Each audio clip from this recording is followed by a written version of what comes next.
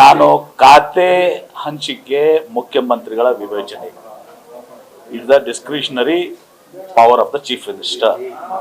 ಮುಖ್ಯಮಂತ್ರಿಗಳು ಕಾಂಗ್ರೆಸ್ ಪಕ್ಷದ ಅಧ್ಯಕ್ಷ ಅಂತ ಮಲ್ಲಿಕಾರ್ಜುನ್ ಖರ್ಗೆ ಅವ್ರ ಜೊತೆಗೆ, ರಾಹುಲ್ ಗಾಂಧಿ ಅವರು ನಮ್ಮ ವಿರೋಧ ಪಕ್ಷದ ನಾಯಕರು, ಲೋಕಸಭೆ ನಮ್ಮ ನಾಯಕರ ಜೊತೆಗೆ, ಸಿದ್ದರಾಮಯ್ಯನವ್ರ ಜೊತೆಗೆ, ನಮ್ಮ ಮಾಜಿ ಮುಖ್ಯಮಂತ್ರಿಗಳು, ನಮ್ಮ ನಾಯಕರು ಹಾಗೂ AICC ಪ್ರಧಾನ ಕಾರ್ಯದರ್ಶಿಗಳು ಶ್ರೀ ವೇಣುಗೋಪಾಲ್ ಅವರು ಏನು ಸಂಘಟನೆಗಿದ್ದಾರೆ ಮತ್ತು ಉಸ್ತುವಾರಿ ಶ್ರೀ ರಣದೀಪ್ ಸುರ್ಜೆ ಅವರು ಎಲ್ಲರೂ ಕೂತ್ಕೊಂಡು ಅವರ ಒಂದು ಮಾರ್ಗದರ್ಶನದಲ್ಲಿ ಒಟ್ಟಿಗೆ ಇವತ್ತು ಸಹ ಖಾತೆಗಳನ್ನ ನಿರ್ಧಾರ ಮಾಡ್ತಾರೆ.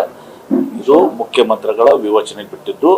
ಹೀಗಾಗಿ ಖಾತೆ ವಿಚಾರಗಳು ಎಲ್ಲವೂ ಕೂಡ ಅಫಿಷಿಯಲ್ ಆಗಿ ಯಾವಾಗ ಅನೌನ್ಸ್ ಆಗುತ್ತೆ ಅವಾಗ ಎಲ್ಲರಿಗೂ ಗೊತ್ತಾಗುತ್ತೆ.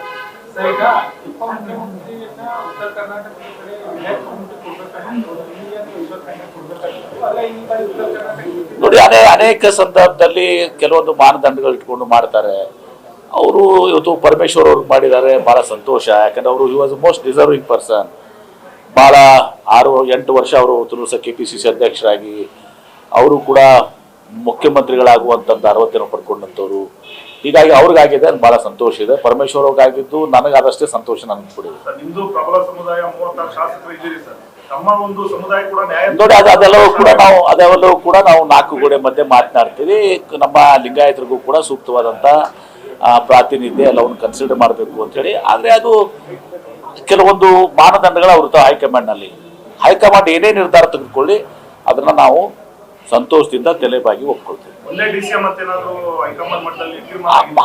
ಆ ರೀತಿ ತೀರ್ಮಾನ ಮಾಡಿದ್ವಿ ಕೂಡ ಅದನ್ನು ಕೂಡ ನಾವು ಶಾಶ್ವತ ಒಪ್ಕೊಳ್ತೀವಿ. ಹಿಂದುಳಿದ ವರ್ಗ ಮತ್ತು ಒಕ್ಕಲಿಗ ಸಮುದಾಯಕ್ಕೆ ಮನೆ ಹಾಕಲಾಗಿದೆ. ಲಿಂಗಾಯತ ಮತ್ತು ಸಮುದಾಯಗಳಿಗೆ ಅನ್ಯಾಯ ಆಗಿದೆ. ಹಿಂದುಳಿದ ವರ್ಗ ಯಾವುದು?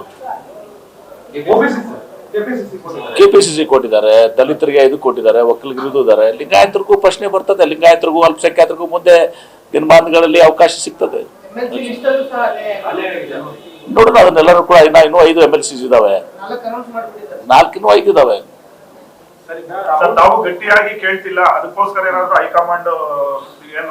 ನೋಡಿ, MLC ಗಟ್ಟಿಯಾಗಿನೇ ನಾವು ಕೇಳ್ತೀವಿ. ಮತ್ತು ನನಗೆ ವಿಶ್ವಾಸ ಇದೆ, ನಾವು ಗಟ್ಟಿಯಾಗಿ ಕೇಳೋದು ಒಂದು ಭಾಗ ಇರಲಿ, ಲಿಂಗಾಯತರಿಗೆ MLCಯಲ್ಲಿ ಸ್ಥಾನ ಕೊಡ್ತಾರೆ.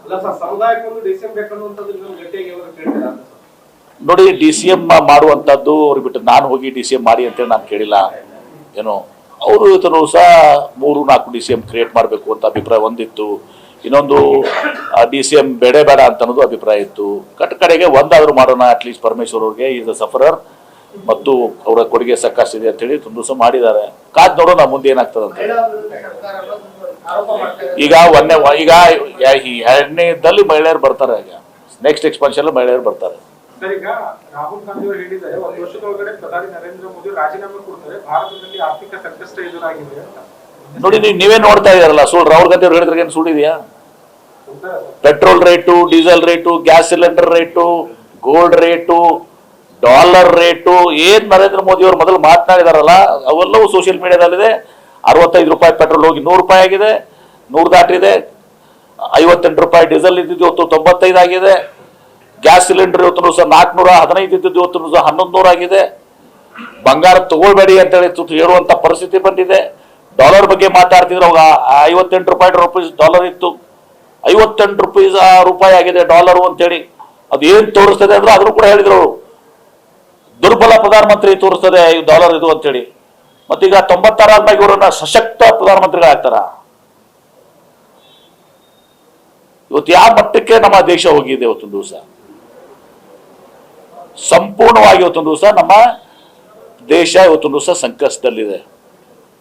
ಹೀಗಾಗಿ ಇವರು ಏನು ಬರೇ ಕೇವಲ ಘೋಷಣೆ, ಅಚ್ಚೇ ದಿನ್ ಯಾರಿಗೂ ಬರಲಿಲ್ಲ, ಸಬ್ಕೆ ಸಾಥ್ ಸಬ್ಕೆ ವಿಕಾಸ್ ಯಾರಿಗೂ ಬರಲಿಲ್ಲ, ಕಪ್ಪೋಣ ತರ್ತೀನಿ ಬರಲಿಲ್ಲ. ಉದ್ಯೋಗ ಪ್ರತಿ ವರ್ಷ 2 ಕೋಟಿ ಉದ್ಯೋಗ, 12 ವರ್ಷದಲ್ಲಿ 24 ಕೋಟಿ ಉದ್ಯೋಗ ಸಿಗ್ಬೇಕಾಗಿತ್ತು.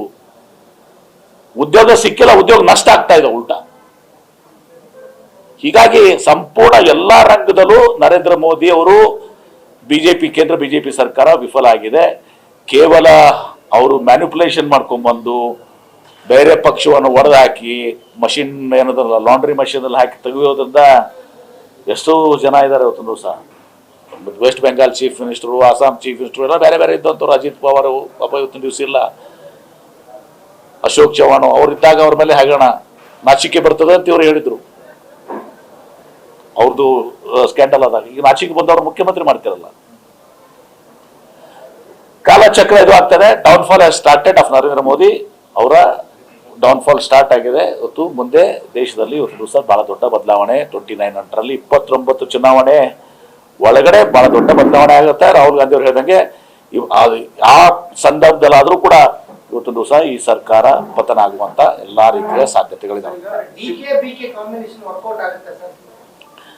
ನೋಡಿ, ಬಿ ಕೆ ಹರಿಪ್ರಸಾದ್ ಅವರು ಕೇಂದ್ರದಲ್ಲಿ AICCಯಲ್ಲಿ ಇವತ್ತು ದಿವಸ ಪ್ರಧಾನ ಕಾರ್ಯದರ್ಶಿ ಆಗಿ ಅನೇಕ ರಾಜ್ಯಗಳನ್ನು ಸೇವೆ ಮಾಡಿದಂಥವ್ರು ಮತ್ತು NSY ಆಮೇಲೆ ಎಲ್ಲ ಇದರಿಂದ ಅಂಗಗಳಿಂದ ಬಂದಂಥವ್ರು.